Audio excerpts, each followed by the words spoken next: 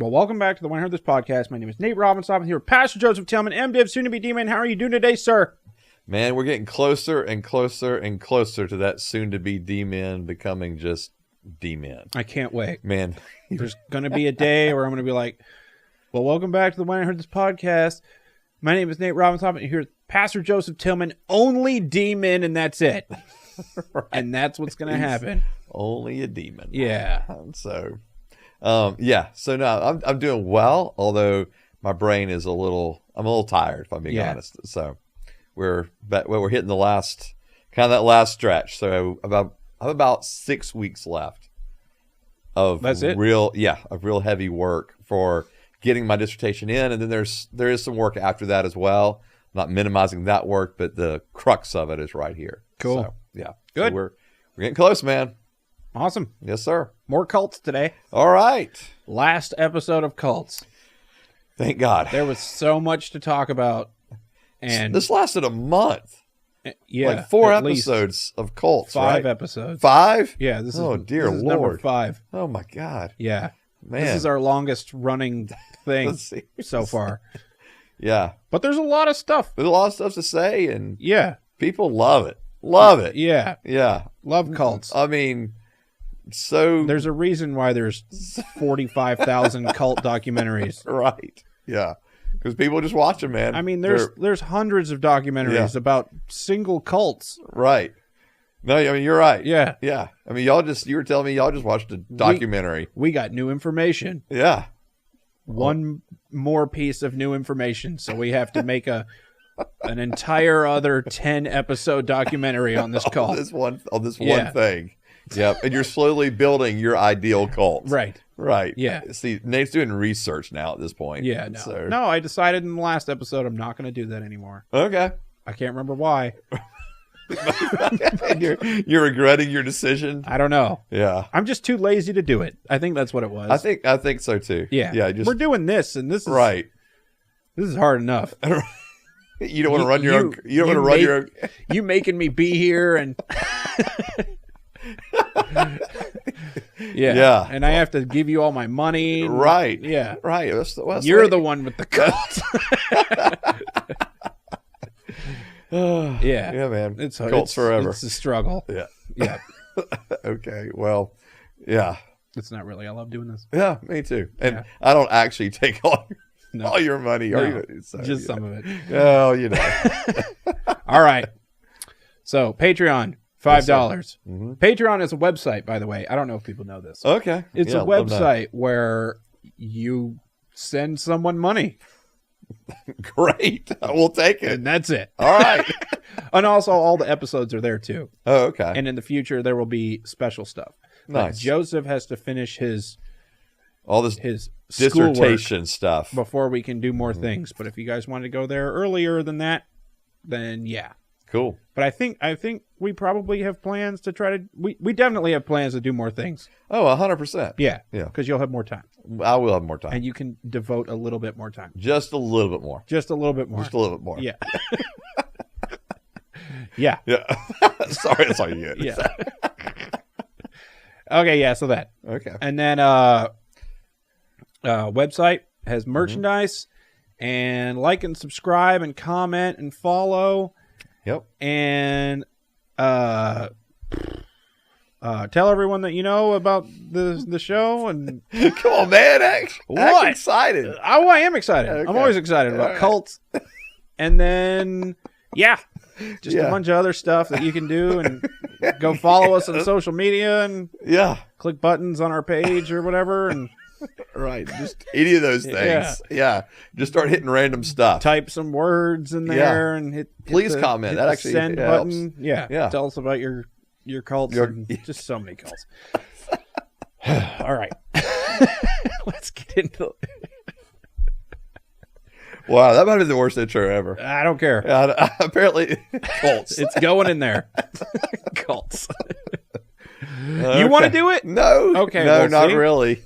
Not really. He throw stones, get stones thrown you back. That's exactly how it went. That's exactly the way to quote. Mark something. No, you don't have the book right, man. At least say John. Oh, okay. I mean, it is the gospel, so I guess you got the genre right. Yeah. Well done. Yeah. All right. Cults more. Here we go. Yeah, man. Is that it? Good? Yeah, all right. We're good. Yes. Okay, so cults. Picking up from last time again. Mm-hmm. Are cults as scary of a thing as they used to be?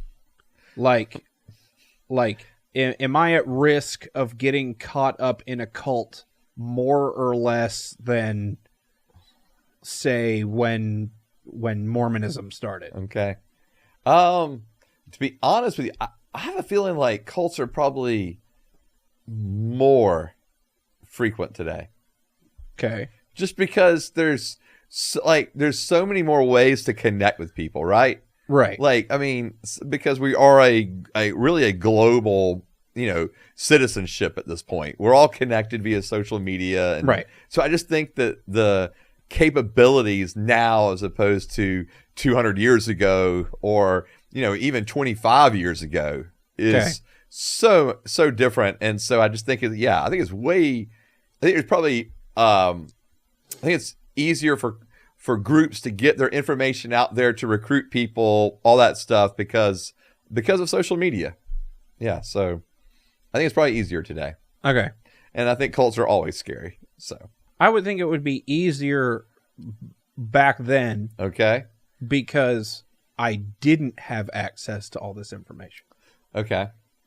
Does that make sense? Yeah, I see what you're saying, because now you feel like you can go on Google or whatever, find out some information about those groups and go, are those groups legit? Yeah, and I can read other people saying stuff about the group and being like, this group's crazy, and right, we're out. Yeah.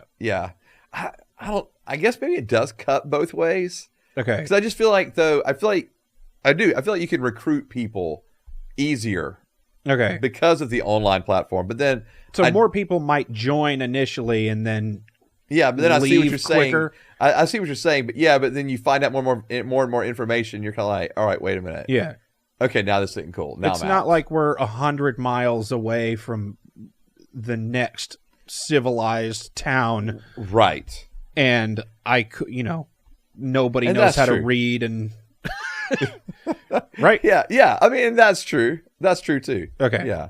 So, but this probably gets like into the distinctions between like groups that are just like false religions as opposed to like groups that are cults. Okay. And so I don't know. Maybe it's just the same. Maybe I don't know. Maybe the number of people you can recruit is higher, but then the number of people who can find out information is higher too. Yeah. So I don't know. Maybe it's just the cycle completes quicker. And maybe that's it. Yeah. Maybe you burn through the cult quicker. Right. Yeah. That would make more sense, actually. Yeah, right? Yeah. 100%. Because I can recruit, I can get in there. Because I can get everyone's money faster. Yep, and then I'm bailing. Yeah. Yeah. And then I'm out. Yeah, just wire me the stuff, I'm gone. Just kidding. Bye. Bye. Right, you'll never see me again, ever. What are some of the main things that churches do today that makes former church members or people who don't go to church anymore think that they're cults? Okay. Yeah. I mean, or that the whole thing is one big cult. Yeah. No, I think that's a good question. Like, what are the most prevalent stuff happening at churches that makes people think they're cults? Right. It's interesting because I think if you had asked me this question, like even several years ago, I'd have been like, I don't know if I've ever seen cult-like stuff happening in churches. Okay. Like, that was just my own kind of experience in church, right? Okay. Like, so, getting saved, going to being part of a campus ministry, that was awesome. Is that because you were in one? You were the cult, so you couldn't see it? See it that way? Well, no, I mean, I was in a campus ministry. It was awesome. I was in, a church where I was a youth minister, which was great. And then we planted a church, and that was fine. And so, and then, became part of another church, and that was good. So I think honestly, I would have looked back and been like, I don't know, I've never been part of like cult-like stuff.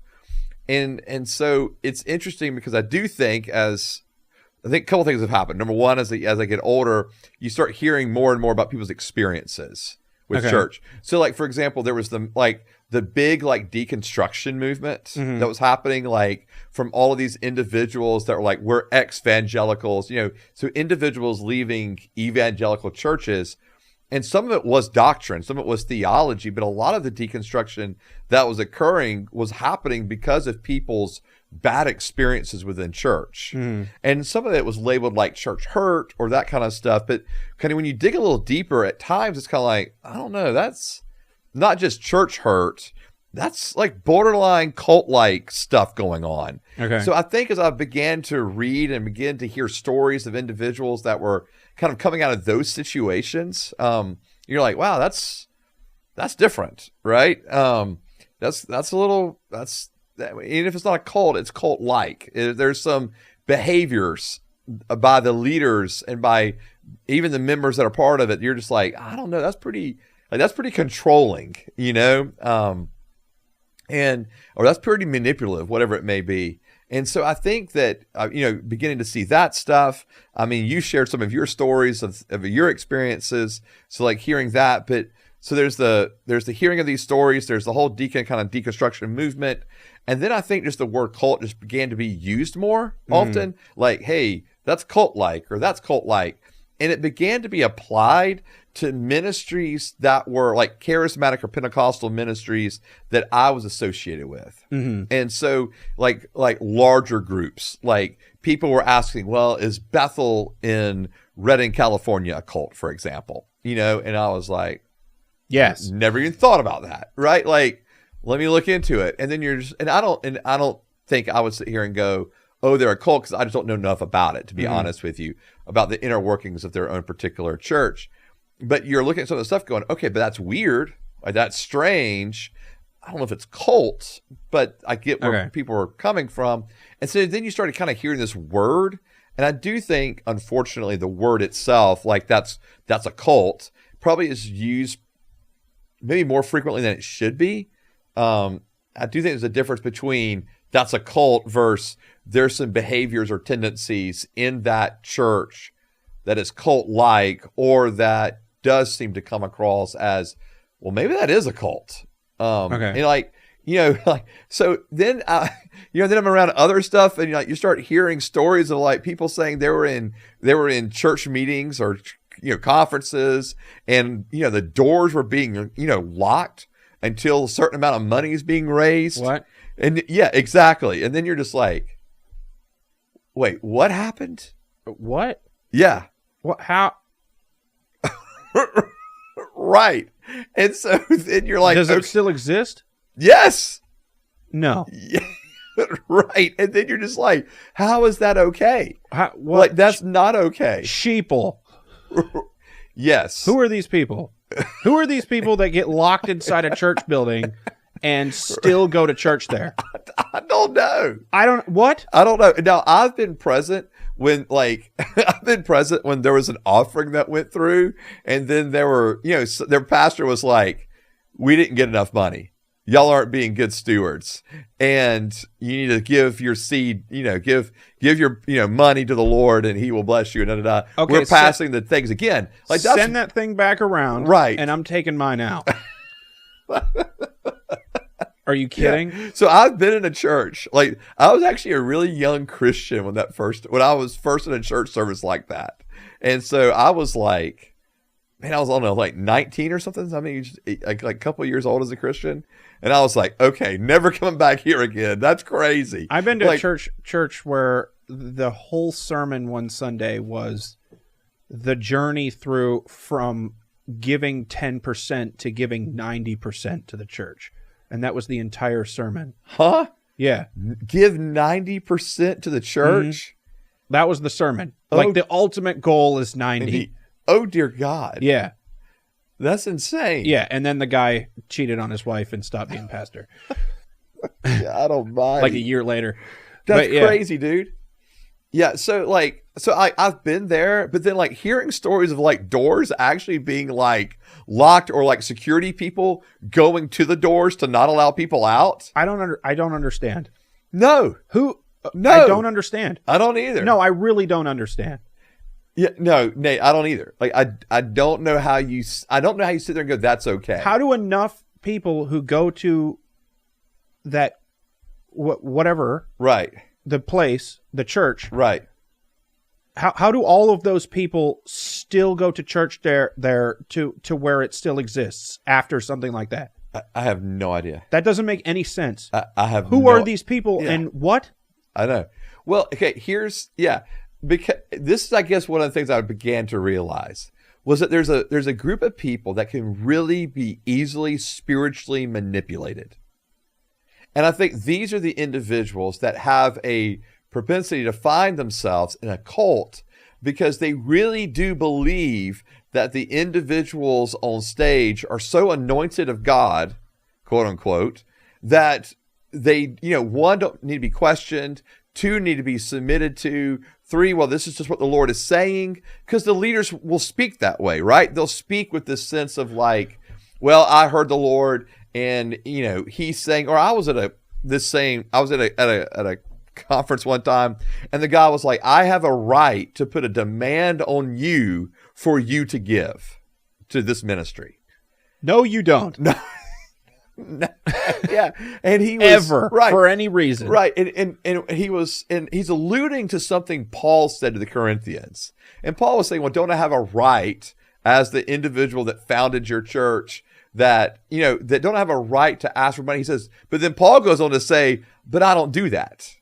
I don't do that. And so Paul was saying, he was just kind of using it as rhetorical, language. I have a right to sleep with all your wives. Right. But I'm not going to do that. Because that's kind of where it goes, right? Yes. I mean, because if the leader, and I think this is the issue, right? It always boils back down to the leaders. It always boils back down to who the present leaders are. Because I do think when you get certain leaders in there that want to act a certain way with controlling tendencies. Was this church that you're talking about a regular church? Well, it was, yes, it was a church like this. It was a conference for this church, but this is a church though. I don't get it. Well, because they were always in financial problems though. What? Yeah, even they were getting all this money in anyway. It's wild. No. Yeah. It's how did no one post on Facebook like, hey, did anyone else think that was weird today? Right. When we got locked inside? And then other people were like, is this, right. No, normal people? Right. And go, that's not cool. Right. Like, I don't, how does this happen? And it still exists? Yeah. I don't understand. No, I don't either, Nate. Again, I think it's because people can so be spiritually manipulated. And I'm going to say this as an individual who is a charismatic. I am a charismatic. I'm charismatic to my bone, but at the same time, there are people within the charismatic movement, Nate, and you've seen it because you've been a part of this. Yes. Who just do not use, I would say, common sense. But that's so far though. I know. I agree with you. That it's so far. But I just think that there's people who just, when I say they're not using common sense, here's what I mean. I'm not saying they're dumb or they're stupid or anything like that. What I'm saying I am. Nate's saying it, but I'm not. What I'm saying is that they really are kind of caught up in what they believe is this move of God. And generally speaking, they have such a high level of trust for the leaders. And I'm as a leader, as a pastor, I'm thankful people trust me, but I never want to be above being questioned or critiqued, right? Like, people should be able to come to me and be like, your church is a cult. Right. If I'm acting like that, yes. Or, I think it does go back to you have leaders and then you have individuals that just are, spiritually immature maybe, or they're, just not using rationale and reason. I don't get it. Yeah, I know. But anyway, so I have seen more of these kind of like tendencies, and so walked up to the security. So you want me to shit right here? You not let me out? All right, here goes. Right. This is on you, buddy. Yeah. Yeah. Can you move your shoes? Yeah, and I think just stand there and pee on him. like a dog. Oops. My bad. I'm not giving money. Come at me, bro. Yeah. So I think what? Yeah. Okay. So back to the question. It's like, churches with churches with cult-like tendencies. Yeah. And so and I've seen where there's leaders that, are just, I don't know how else to phrase it, man. They're, I mean, well, I'm going to use a nicer word. They're unkind. But jerk is kind of what I was thinking of. But because what I mean by that is man, if you're yelling at people, screaming at people behind the scenes, yeah, and then you go up on stage and you're just putting on this fake smile, and everything's great, but it's not genuine. I don't know how to fake smile. Yeah, that's, but manipulative leaders do. Yeah. And I think those are the individuals that have a propensity to end up with cult-like behaviors where they really are trying to control people, behaviorally, emotionally. Uh-huh. And because I do think that's even in their thoughts, hey man, if you're leaving here, it's, you're gonna miss out on God's revival. And they'll use that kind of phraseology. You're going to miss out on something, right? To control, or hey, don't question what we're doing here, because if don't you want to get locked inside? You're going to miss out. But don't question what's going on here, or you'll end up causing division, and we'll end up missing the move of God. Oh, and, right. There's those kind of things, and I think that's the kind of manipulation, the spiritual manipulation I'm talking about, that does tend to have cult-like behaviors, with the controlling of behaviors and thoughts and emotions. Yeah. And because they're basically they're saying basically, if you don't get on board with everything we're doing, you're really going against God, is ultimately what's happening. And that's not okay. That's a cult. Yeah. I mean, as a pastor, right? As a pastor, I have an obligation, a call to shepherd our people, to try to protect them with sound, by teaching sound doctrine, to guide and to lead. Mm-hmm. But as as Peter says in 1 Peter 5, ultimately, as an elder, as an overseer, a shepherd, I am not to lord that over the sheep, the flock. Okay. I'm not to be a lord over them. And I do think that's what happens sometimes with some of these leaders. They become like lords over these people. Okay, so if you were to say 3 things that is the most common reasons why people think that Christianity is a cult, okay, what would you say? That Christianity is a cult, or that some specific churches are cult? Whatever. Okay. Whatever you want to say. Well, one, I think that, we talked about earlier, the money. I do think that's part of it. Okay. I've heard people say all the churches want is the money. Yeah. And I don't know if that's really cult-like as much as a just business kind of, I don't know, fraud. But, there's the money issue. I do think that when people look back, I do think that's those kind of controlling of behaviors. Okay. Is a big deal. Okay. And again, as a church pastor, I'm going to teach from Scripture. I'm going to say, hey, this is sin. This is not sin, right? Mm-hmm. We have to do those things. But at the end of the day, I can't make you, right? Right. I can't even make my own children. You could try. I mean, I could try, but you want it to come from their hearts. You can't make your own children? Isn't that the whole thing? Sorry, obviously didn't finish the whole statement. I can't make my own children. When they're teenagers. You have to have your wife to do it with you. Is that what you mean? Yes, Nate. That's exactly what I mean. And so, anyway, keep going. We can't make our own teenage kids all right, well, you're, this is definitely the way you're going to behave, or else. I mean, you can do that to a certain degree, but then once kids are, old enough, man, they're making their own choices and decisions. Yeah. And so I'm locking myself inside the church. I'm making my own decisions now. Right. I'm all in. But I do think that's, part of, I think when people see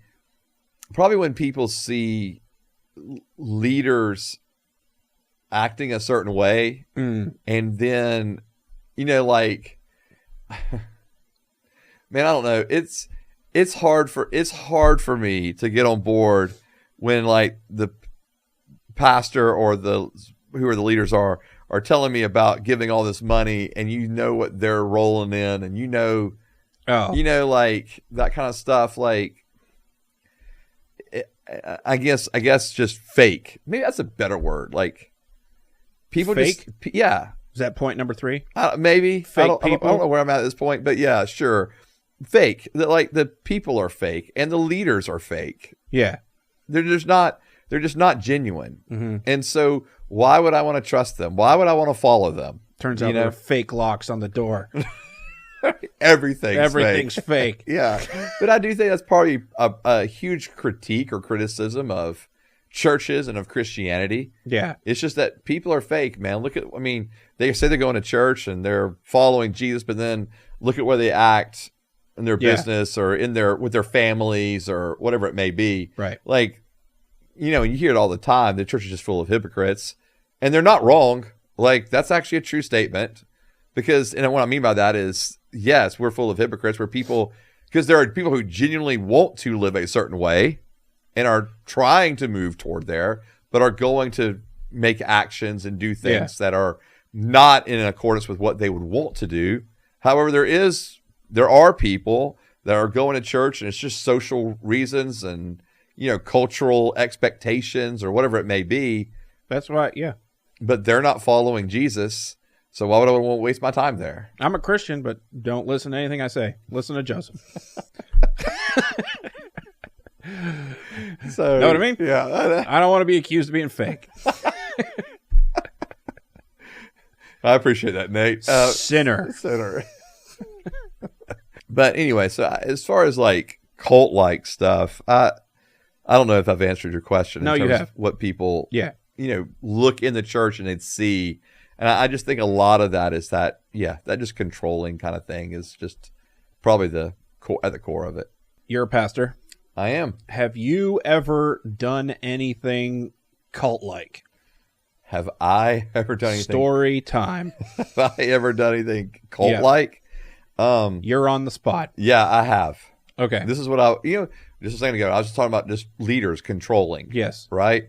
And when I was a younger pastor, I made a foolish decision to try to, and I think I've used this story before, but I'll use it again. Okay. Because I made a foolish decision to try to get involved with so there was a young couple that were dating, and I felt like it was an unhealthy relationship. Oh, okay. And so that story was going a weird direction before. I'm sorry. I tried to get involved with a young couple and yikes. No, not that way. Not that kind oh God. So no, there was a couple that were dating. I thought it was an unhealthy relationship, and I was talking to the young lady in the relationship, and I was just like, myself and another adult met with them or met with her, and basically we're just like, hey, you need to end this. Like, this is an unhealthy relationship. It's not good for you. It's, not good for you emotionally. It's not good for you spiritually. Like, you need to cut this relationship. And basically, like, was telling her, hey, if you really want to follow Jesus, cut this relationship. Okay. That's so manipulative on my end. Yeah. And so controlling. And it came from a good motive, in the sense that I didn't want her to be in an unhealthy relationship, right? I didn't want her to, I was afraid she was being taken advantage of by this person. Okay. And so I from a protecting kind of standpoint, I wanted to protect her from that, and I didn't want her to be a part of that. But at the same time, I really pushed, like, you're going to break up with him. You're going to break up with him today, right? Like, as opposed to going to them and sitting down with her and her parents, and I had already talked. So they were on board with me having a conversation with their daughter.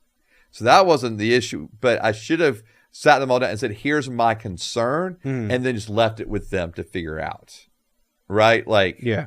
And so that was, for me, that was way crossing a line. Now, this individual and I have talked, like I asked for forgiveness. We've reconciled. It's cool in that sense, but I will always regret that I did that because it really devastated her because, I mean, she was, she had this, major crush on this guy and was all into him. And, and here I am as a pastor and an authority figure in her life, basically saying, yeah, but if you don't break up with him, you're really not, it's not good for your relationship with Jesus. Yeah. And that might have been true, right? It might not have been the healthiest thing for a relationship with Jesus, but I can't mandate that. Right. I can't tell people what to do. And that was a massive mistake on my end. Just strongly wordedly suggest what people do. No, I just need to throw it. I need to give information to people and say, hey, this is my perspective. Yeah. If I were you, I would do this. But at the end of the day, it's got to be their decision, right? But not tie it to their relationship with Jesus. Not tie it to the, hey, but if you don't do this, yeah, Jesus is going to be mad at you or disappointed in you, or is not going to love you or like you. And I didn't use those words, or phrases, but I think that person could have walked away thinking that. Okay, yeah. Because I definitely didn't make it clear. Yeah. Right? I definitely was like, no, you need to break up with this person. Okay. And that was way overstepping. What about church policies or the way you conduct your church service or whatever? Services or are just pretty, like I mean, church, you've been there. Church mandates or trying to control people with church policy or whatever. In the present church that I'm in, no. Okay. Never. And the reason because there is really good accountability set up. And I've told this before, right? Like, I think one of the biggest things. So that's the only reason why you don't go full blown cult. No, I don't want to go full blown cult, which is a large reason of why if you guys run around, this place would be a lot different. Just saying. No, like. All right. Cult time. You're fired.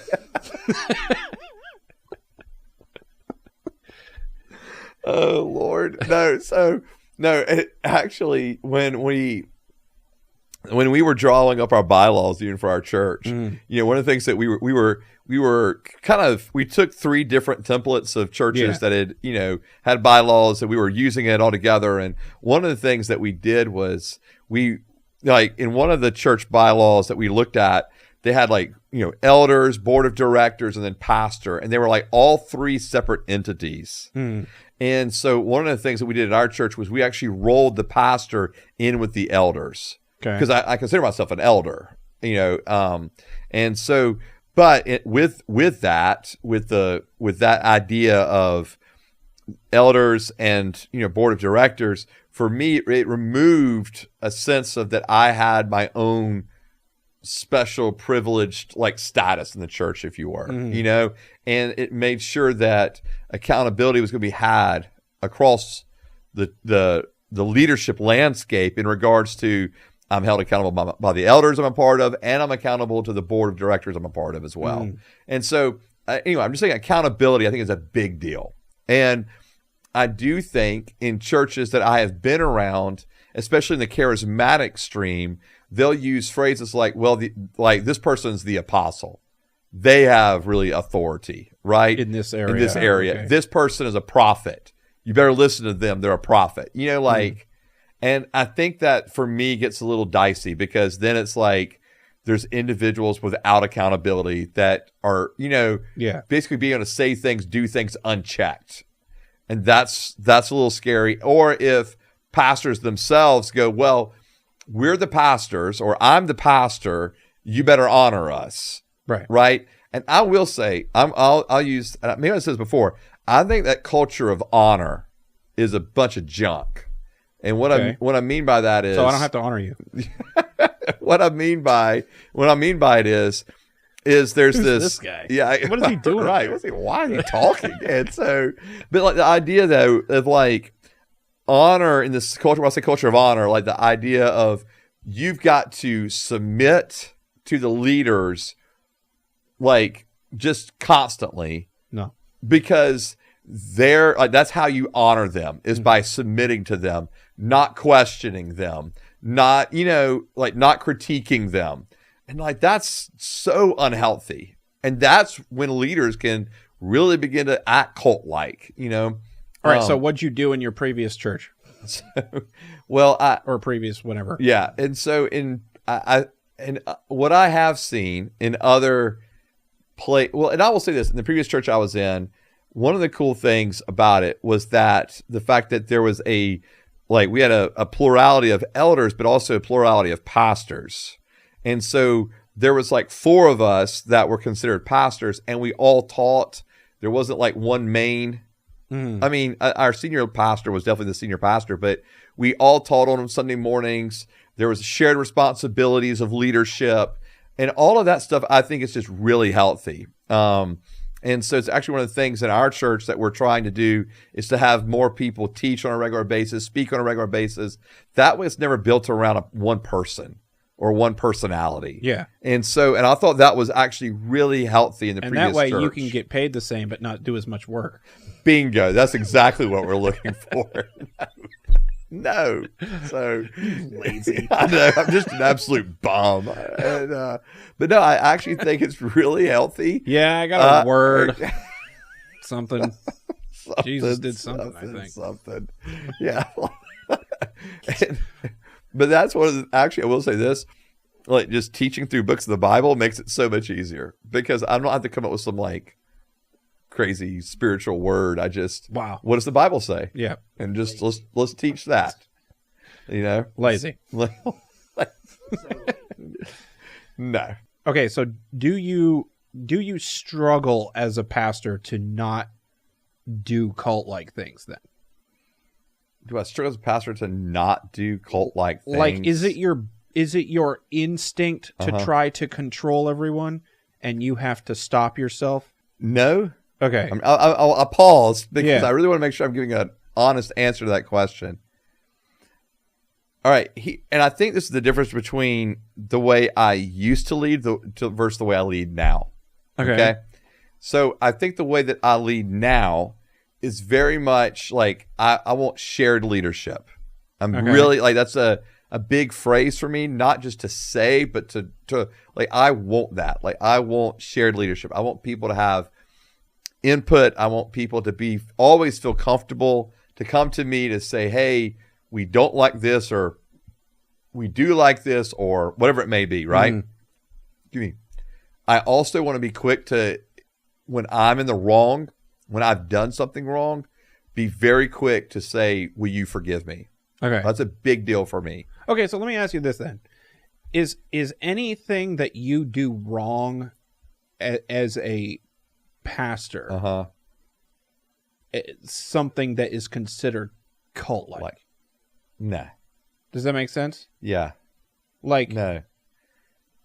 I mean, like, the things that I have to be careful of is to not.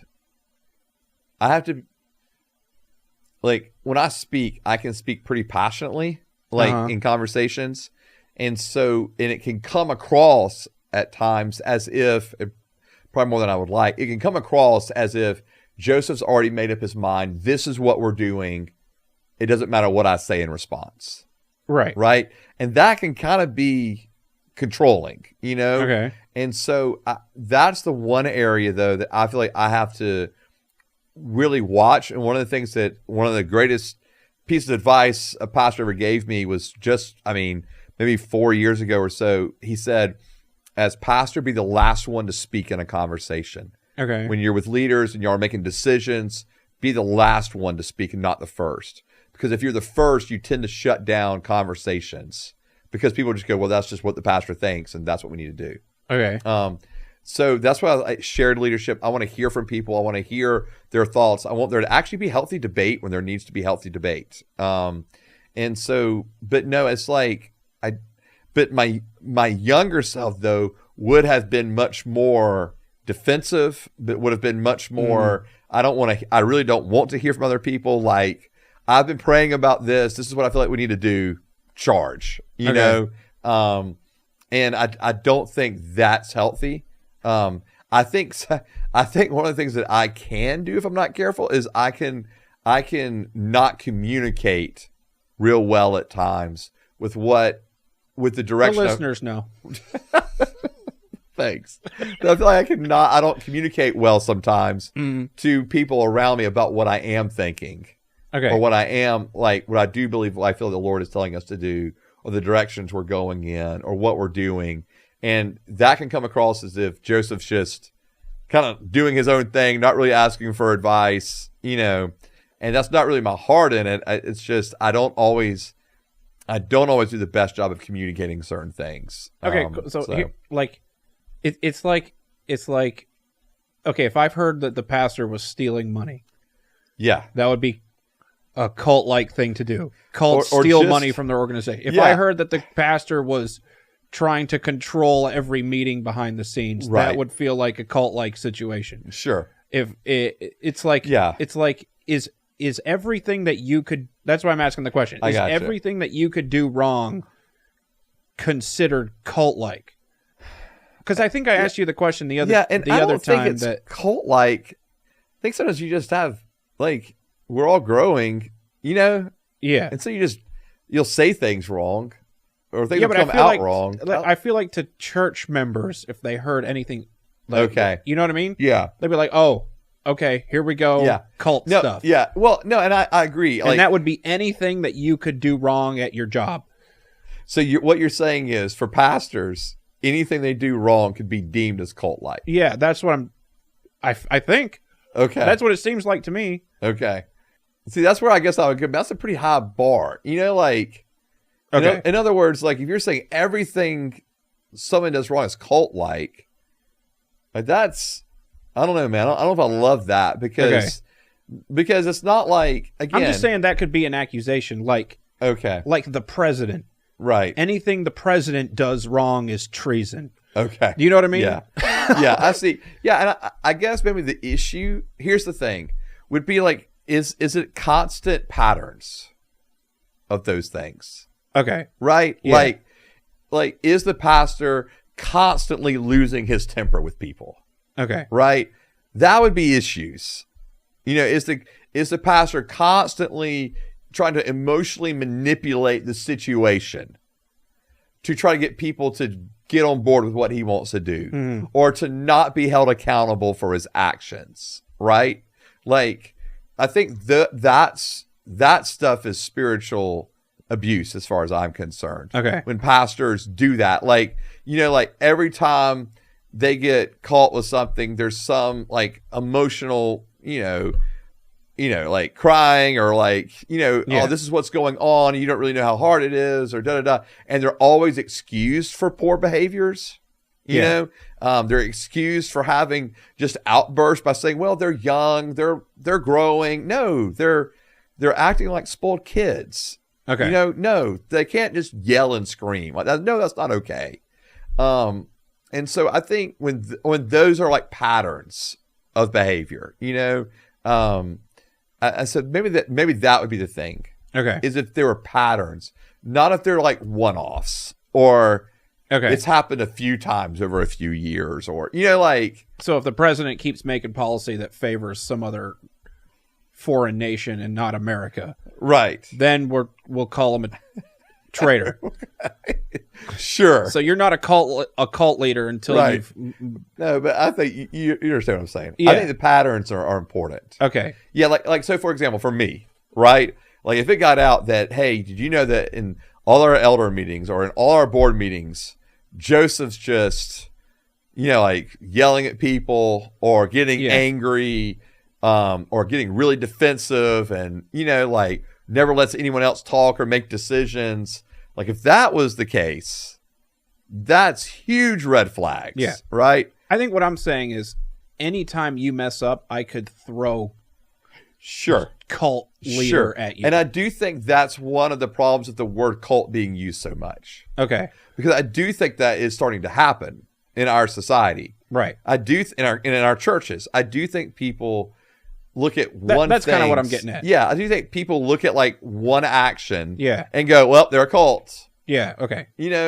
Well, not necessarily. Okay. And I do think that you can, and I do think this happens too. I think you can have a really bad experience in a church where it was like spiritual abuse, or maybe they were really cult-like. And then you go to another church and you hear the pastor say one word or one phrase that kind of sounds similar to what you heard in the previous place that you equated to being cult, and you're like, oh, nope, see, they're a cult too. Yeah. I think unfortunately that may be occurring too often. Okay. And so, yeah. Okay. What would you say to people who are listening to this and are right now, according to everything that you've said up until this point in these episodes, in a cult? All right. So what would you say to people who are in a cult? Get out. Run away. Okay. No, I mean, I think I think that you have to determine like what kind of cult are you in, right? Like, so I'll say this: if your group, whatever group that is, if your group thinks that they have the only true revelation, the only true right answers, if the leaders can never be questioned, if you're starting to become isolated from family and friends, like that's not okay. Okay. Like you're in a situation that's actually not healthy. And I think that's one of the bigger issues. Like, when you're being isolated from family and friends, that's like a big red flag. Like, okay, this is not all right. Or your group's telling you, you should not associate with these people because they left our group. Okay. Like, that's not okay. Or you shouldn't associate with these people because they're just outside of the group, right? What do you mean group? Like, let's say like a local church. Okay. Yeah, like a local church. Like if your local church is like, it's just us, it's just like, we've got the only revelation or we've got the only truth, and that's not okay. Or we're the only ones that do church right. Right. Or if your denomination is that way, and I don't think any of the mainline denominations are, but if you are part of a group that, let's say, is labeled a denomination that acts that way, that's not good either. Okay. And so I think if you see elements of that BITE acronym that we've discussed before, where there's like behavioral and informational and thought and emotional control, I think that you've really got to ask, like, is this place okay? Okay. Or are they really trying to control like how I worship, control how I act, control what it's okay or not okay for me to do? And again, we're when I say what's okay or not okay to do, like, it's one thing if you're like, yes, here's clear indications of sin, don't sin. Churches are going to say that, right? Or they should. But they shouldn't control whether you are going to do that sin or not. Yeah, or they're adding on things to it. Okay. Right? Like, they're adding on certain things like, hey, you shouldn't go to a beach, or you can't go to the beach because people are wearing bathing suits and that's too revealing. Right? I'm going to the beach. I know you would. But I probably won't go to the beach. But you would definitely leave that group. And that's what I'm saying. Like, if you're in a group that's like trying to control all of those little things. I have never in my life been to a beach because I wanted to go to a beach. Yeah. Now, well, I can see that for you. I can see that for you. I mean, I'm real light and pale skin too, so that's and beaches just I burn. Hate it. Yeah. Like I tell you when I always hated it, to be honest. I just didn't like it a whole lot. I don't know if I hated it. I just didn't like it a lot really until I had kids, and then they were playing in the water, and I was like, oh, this is pretty cool. Mm-hmm. But then we had one unfortunate situation where like my wife wasn't there. And I took the kids to the beach, and the kids got roasted. Yeah. I mean, we ended up at the hospital with one of them. They just terrible. And so, like, from that point on, I'm kind of like, yeah, I'm good with never going back to the beach. Yeah. Sorry. But we still go to the beach. We were at the beach just in October. But we went in October, not in July. Yeah. So, anyway. Anyway, cults. Yeah, back to cults. But that kind of stuff, though. They're like, hey, don't go to the beach. Or, hey, if you go to a beach or if you go to a pool, you must wear this. Right. That's like, what are you talking about? You know, like, and I think that's kind of the issue for me when you're being asked as an adult. The only thing I'm wearing is sunglasses, so God can't see me looking around. And that would be your response, Nate. And that would be your response. Peace. I'm out. And so I do think, though, that really is like a really big issue. It's like when they're trying to control or manipulate adults. Yeah. You know, like, no, I'm an adult. Like, I can decide if I'm going to the beach, if I'm going to the pool, if I'm, if I'm going to go to, like, or they're like, hey, don't go to sports, don't go to, like, sports bars, I've heard that before. I forgot about that. Yeah, don't go to sports bars because, that's alcohol and that's evil and that's the devil. It's called bar. Right. Right. You can't go in there. Can't go in there. And even though it's 75% restaurant. Right. Even though I'm literally going in there. It says bar on the outside. Right. Even though I'm literally going in there to watch the Braves game. Ridiculous. I know. And so I'm going in there to drink. So and again, you would do that. Yeah. And so, but I think, and I'll say even like that's, like I just think we have to be careful with what we're saying to people, right? Mm-hmm. Like it's one thing when you're saying, hey, don't go get drunk. That's scripture. Yeah. Right? Drunkenness is sin. Don't get drunk. It's a whole other thing when you're like, you should not drink one sip of alcohol, because then I'm like, well, what about our, brothers and sisters in Christ who, when they celebrate the Eucharist or Holy Communion, they're using wine. Seder. Are they, are they going sinner? Are they a sinner? Yeah. Seder meals. Yeah. Yep. And so I just think that we just have to be real careful as leaders to make sure let's say what sin is, but then you have to really allow people, and you might even have a conviction. Okay, that's fine. Make sure it's clearly stated as this is my conviction. Okay. I'm not forcing you to abide by it. This is my conviction. I think as pastors, we do need to make sure there are certain things that are real clear. Like, hey, this is my conviction, or this is my opinion, or this is my preference, as opposed to like anything you just don't like, you're just calling sin now. So so don't stay in your cult. Yeah, don't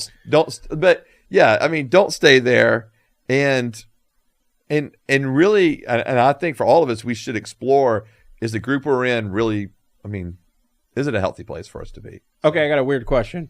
All right, would you rather people be in a cult or not go to a church at all? I'd rather you not go to church at all. Instead of being in a cult. Okay. Yeah. Because here's why. And I'm the first to say as a pastor that I don't think I don't think, number one, I don't think it has to be an A or a B, right? Right. But if you were only given two choices, I would say get out and don't go to that church or don't go to any church, because it's not okay for you to stay there and be continually controlled and continually be in an unhealthy environment. Okay, so if you're going to ruin your life, do it yourself. Yeah, I guess so. But I'm grateful that it's not like these are the only two options, right? The other option is find a healthy church. You can make your own that follows Jesus. Terrible decisions and all by yourself, and without your money getting stolen and stuff. Right. Okay. Yeah. You won't be broke doing it. Yeah. So. Or you become broke because you choose to, but that's on you. Right. I would never tell anyone to stay in a cult for any reason. So what do you want to say to people who either left a cult or left a church because they thought it was cult-like and don't want anything to do with religion or Christianity anymore? Right. Well, first, I get it. Like if you're coming from those environments, I know people who have left churches. What's your pitch? Well, I don't have a pitch. I don't have a pitch. I will say this, that I know that there are people that have left churches because they were cult-like, and it was really difficult for them to want to even go to another church. Okay. And sometimes they would take weeks, if not months, or maybe even a year of just not going to church. What about like 8 years? 8 years would be a little much, my man. 8 years would be a little much. Okay. But I would say that for individuals that have left, that don't want to go back to a church, like, one, I get it because you're hurt. Why would you want to go put yourself back through that? Like, I understand that. It's like when we talk to people who've experienced church hurt, or we've talked to people who've experienced, spiritual abuse, And you think all of that stuff is cult-like behavior? I don't think there's really cult-like behavior. No, I think it gets associated with cult-like behavior or called cult-like behavior. Okay, whether it is or not. Okay, and so, but I do think that there's spiritual abuse, there's church hurt, like those things are real, and so when people leave churches because of those experiences or experiences that feel cult-like, like they don't want anything to do with church again. Okay, at least for a while, and I get that, but I guess I would also say, not just as a pastor, but someone who really just believes in being with the body of Christ, I would say that there really are places you can go that are just like good, just, down to earth people that just genuinely love Jesus. Okay. Like, those places exist way more than we think they do. They exist. Okay. And go find those places. All right, what about full-blown cult people who left a cult? Okay.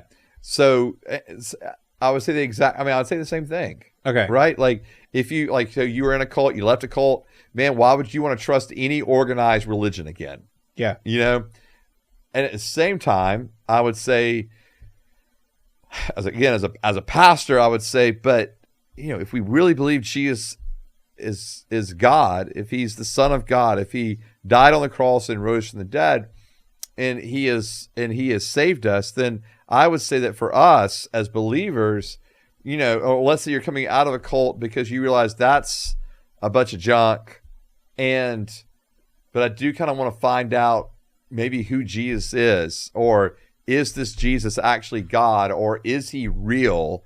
Then I would say find churches, like, again, there are good churches, a lot of good churches out there that are places that you can just go and be and find out about Jesus. Okay. And so I've got a guy that's in one of my discipleship groups, and he was raised as a Jehovah's Witness. Mm-hmm. And so that had been his experience. And his quote unquote church experience was as a Jehovah's Witness, and he got saved about a year ago, and is now in our church, and anyway, and he's growing in Christ and that kind of stuff. But there's still things that he has to deal with when that come up because of just not even like abuse or anything like that, but just, hey, we were taught this. Is this not right? And just kind of working through some of those things. Mm-hmm. And so I get the fact that it may take a while, but I do think there's, like, again, just good down-to-earth people that you can get around, and where it won't be like, I got to give all my money, or I've got to, do all of these, X, Y, and Z, and, there's not going to be this, like, all these, I guess what I'm saying, not all these rules just thrown on you, and that you can just breathe for a bit and find out what's true. Because I do think that's probably part of it, right? I mean, if I'm coming out of a cult, I know what's not true. So what is true? Right. And I guess I would tell people, that would be one of my encouragements, like, take the time to find out what's actually true. You've obviously discovered this is not true. So what is true? What is truth? And so, for me, again, I'd encourage people to go find churches, or even, I'll tell you what, even if you don't plug into a church, go find a pastor that will meet with you on a regular basis and talk to you. Such a great way to promote the podcast. You really tied Jesus and church and cults and and plugs, and you just put it all in one statement at the end. You're welcome. Incredible. Right at the end of the cult episode. That's what I do. Come join us. Well, This has been the When I Heard This podcast. You can follow the podcast on Facebook and Instagram at When I Heard This podcast, and X and locals at When I Heard This. Go to Patreon, $5. Like, subscribe, share, comment, follow, $1. Ring the notification bell, and tell everyone that you know about the show. Website where there's t-shirts. You can follow me on Facebook and Instagram at Nate Robinsoff. You can follow Joseph on Instagram at Rev Joe T. This has been the When I Heard This podcast. And we'll see you guys next time. Bye.